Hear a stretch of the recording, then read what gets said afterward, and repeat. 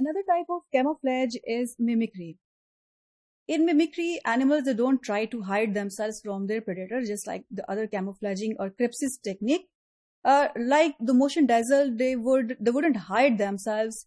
Rather, what they do actually, they resemble themselves, or they adopt the strategies that by adopting those, they would resemble to those animals which are dangerous, or they are aggressive in its nature. So they are actually imitating to be dangerous, toxic, poisonous, and aggressive. Actually, they are not, but they are just mimicking a model of a species which is dangerous for its predator. So the predator would be confused, and they would take these mimics as the actual organisms, which are really, really dangerous, but they are not. So they're just mimicking. So they imitate instead of hiding by the camouflage strategies. Types of mimicry on the basis of their association, the types of association, on the basis of adopting different models for mimicry, it can be divided into two types. One is the Batesian mimicry, and the other one is Mullerian mimicry. In the Batesian mimicry, there is an association between the two members which are playing two different roles. One species is called as the model.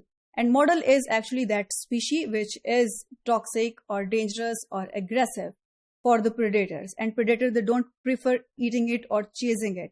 But the mimic is that organism or that species which is imitating and behaving like the model. Although neither they are dangerous, they are not toxic, they are not aggressive, but they are just pretending to behave like their model species. So the model is a species which possesses the inherent protection. For example, they inherent poisonous chemicals in insects, and the one example is the butterfly. For example, the monarch butterfly is very distasteful. It contains toxic components. So their predators, which are mostly the insectivorous birds, they don't prefer to eat monarch butterfly.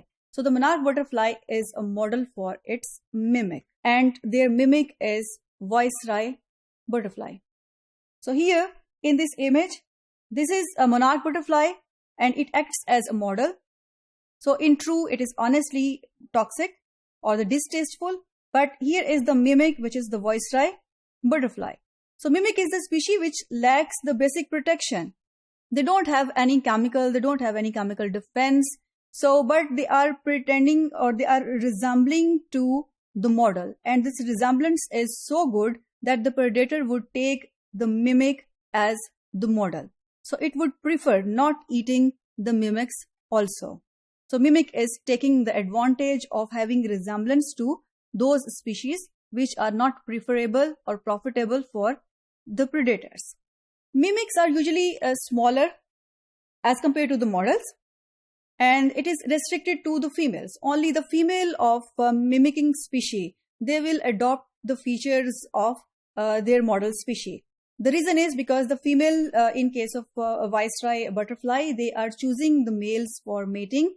So there should be certain differences between the male mimic and the male model. Otherwise, just by the mistake, they could choose the males of the model species. And because they are different species, there would be no chance of fertilization. So therefore, the males, they remain the same, but females, they adopt the features of their model species.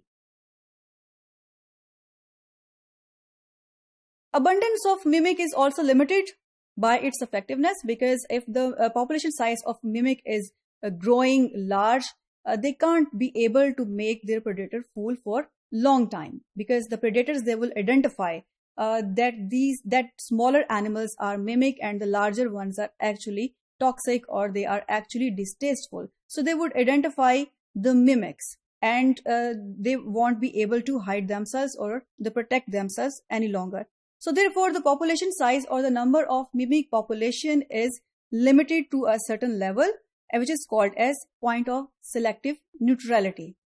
And that is the point of selective neutrality, where the benefit of mimicking and the cost of mimicking, it becomes equal.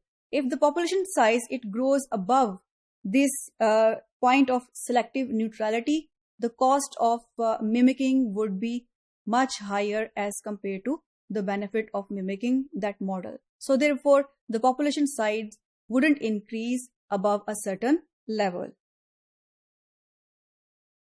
Polymorphism is also common in Batesian mimicry. For example, there is a model A, a morph A, which is at a selective neutrality. We say that the viceroy butterfly is morph A and it is at this level of point of selective neutrality. Its population size is not growing further. At the same time, an other species, which is called the morph B, it would start mimicking an other model and their population size would start growing, and it would take the advantage of living in that habitat. It will take the advantage of this morph A that they can't grow any further. So they would consume the resources and they will use this strategy to increase their population size. So the polymorphism, more than one morph, more than one mimic, it could be present in Batesian mimicry. The other type of mimicry is Mullerian mimicry.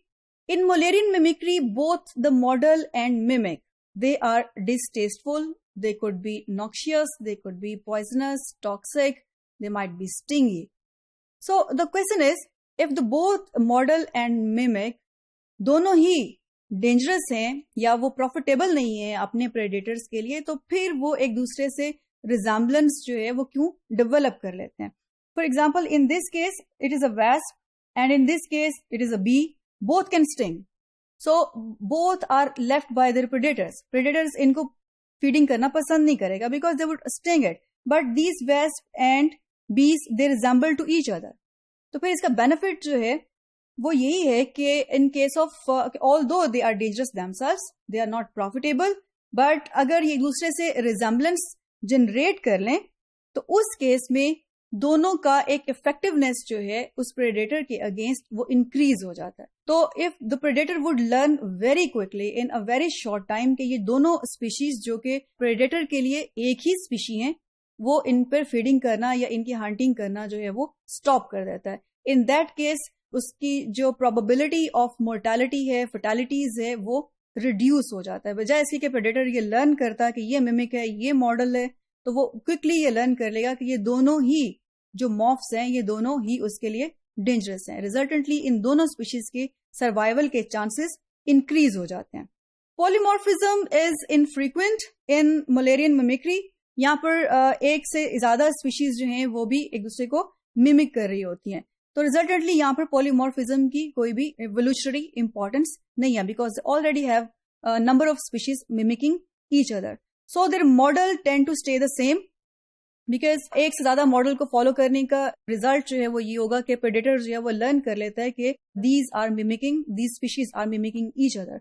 So therefore there is not a variety of models, but there could be number of species which are mimicking one model. In this example, we see that butterflies, they have which are the mimics of their model. They have a different color patterns. They resemble to each other, but they are not the copy of each other. So they have different colors, they have different patterns. इसकी reason ये है कि एक tropical environment में these butterflies, they are living or they are occupying different niches. So they are exposed to different intensities of the light. Therefore, इनके pigmentation जो है वो उस डिफरेंट लोकेशन की वजह से, डिफरेंट लाइट इंटेंसिटी के एक्सपोजर की वजह से इनकी कलर पैटर्न्स और कलर इंटेंसिटीज जो हैं वो वेरी करते चले जाएंगे. बिकॉज जितना ज्यादा इनका एक्सपोजर होगा टुवर्ड्स एक्सटर्नल एनवायरनमेंट, हाइडिंग की जगह कम है, they are more expose to the predators. So therefore niche के चेंज होने की वजह से इनके कलर पैटर्न्स जो हैं वो एग्जैक्ट कॉपी नहीं है बल्कि एक दूसरे से रिजेंबल करते हैं. So that's how Mullerian mimicry and Batesian mimicry, they help animal to increase the chances of their survival against the predator in same habitat.